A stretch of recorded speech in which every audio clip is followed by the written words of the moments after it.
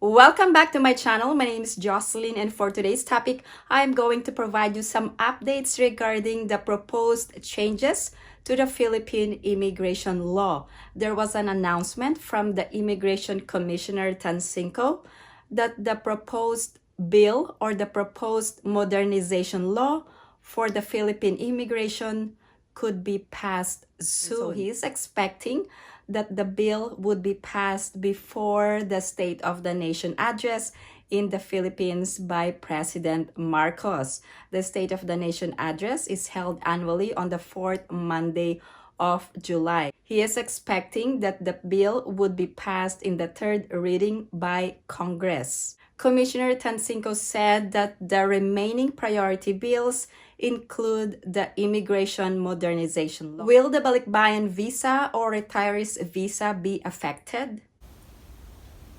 There are a lot of questions regarding Balikbayan visa. Will the Balikbayan visa be affected?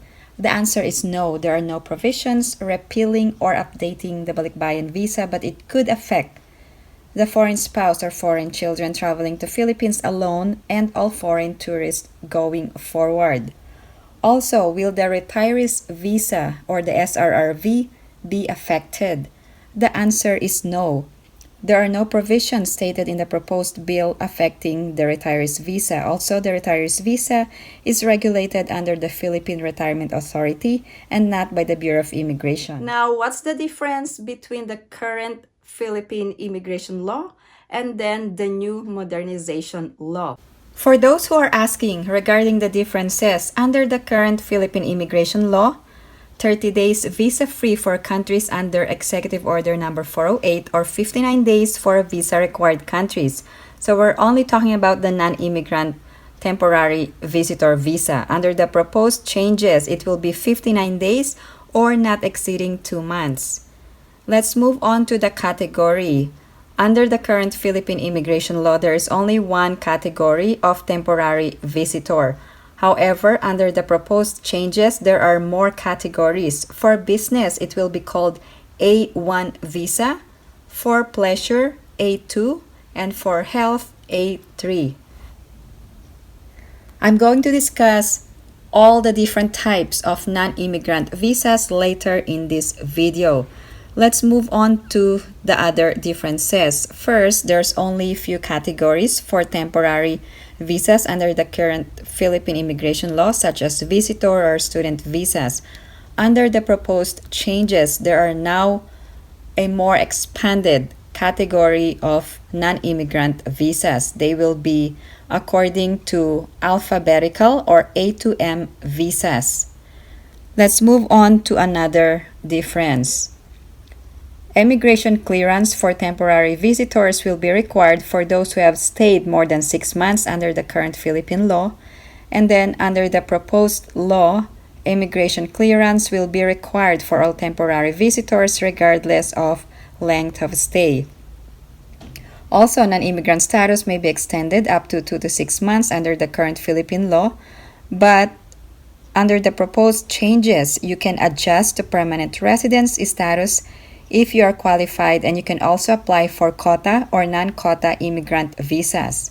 Here are the different types of visas under the proposed modernization law.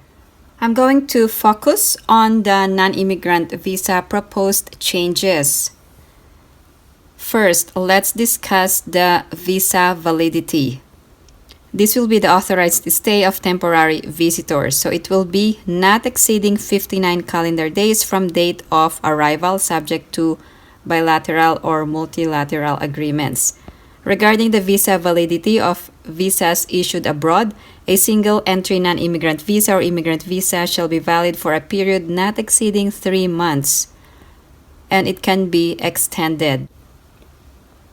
For the documents required, of course, you will need a valid passport from your government and other travel documents, and if required, a valid visa granted by the consular officer. Here are the conditions of your stay. The foreign national shall not take any employment, whether paid or unpaid. Also, the foreign national shall not establish or join in any business, and shall not enroll or become a student at a school, college, university, or other educational institution unless granted proper application or conversion of another immigrant status. This is a new proposed change.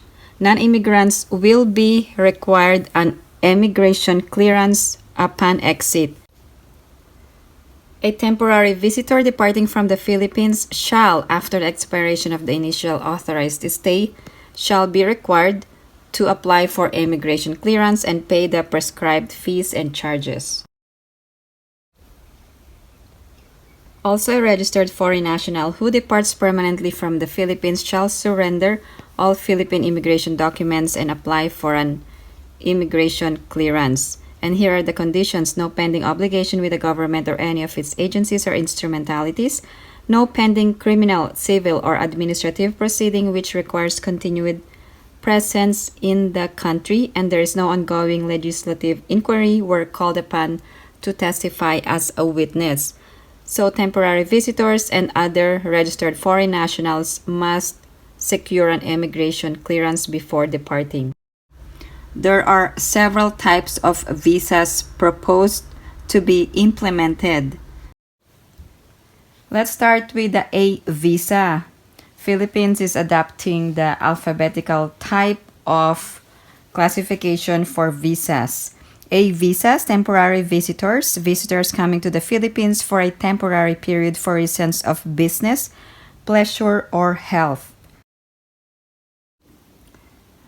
Let's start with the business visa, A1. Let me provide the nature of this visa. Temporary visitors engaged in activities of a commercial or professional nature for a foreign employer or for themselves that will not result in gainful employment in the Philippines. The term business refers to conventions, conferences, consultations, and other legitimate activities of a commercial or a professional nature, but does not include local employment. Let's move on to the next type. It's still in the A visa. It's A2 pleasure visa. Temporary visitors who stay in the Philippines for holiday, including sightseeing, recreation, or visiting relatives. Most likely, this will be the temporary visitors visa for foreign tourists. Okay, A3 health. So this is for temporary visitors who stay in the Philippines to avail of medical treatment. Let's move on to the next type of visa, B visas. So what are B visas? So these are for transit persons passing through the Philippines solely for a stopover who have a confirmed connecting flight to another country, or passengers in immediate and continuous transit to a destination outside the Philippines. Another type are C visas. What are C visas? Crew members, members of the crew of vessels required for the normal operation and servicing of the vessels who come to the Philippines temporarily as part of their jobs, either arriving or coming to join the vessels.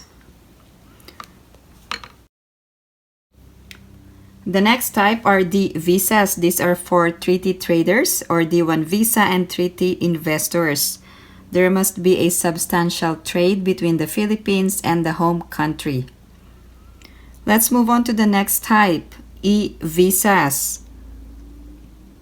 E visas are for accredited foreign government officials, their families, and household members. The next type are F visas. These are actually student visas.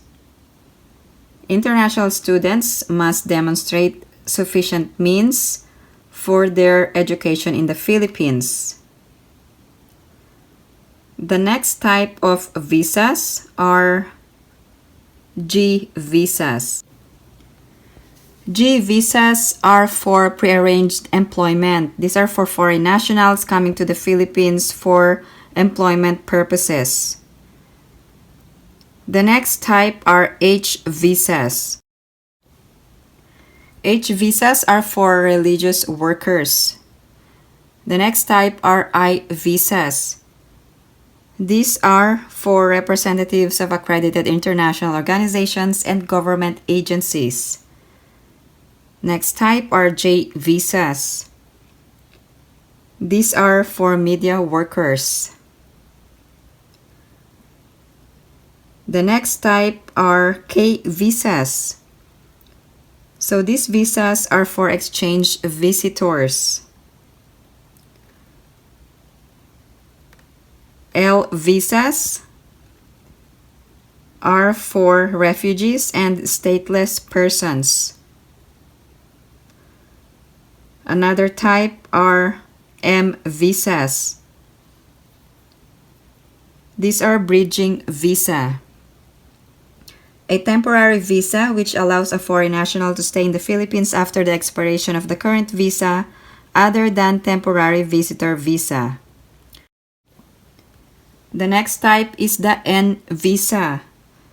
It is a startup visa. And the last one is the O visa.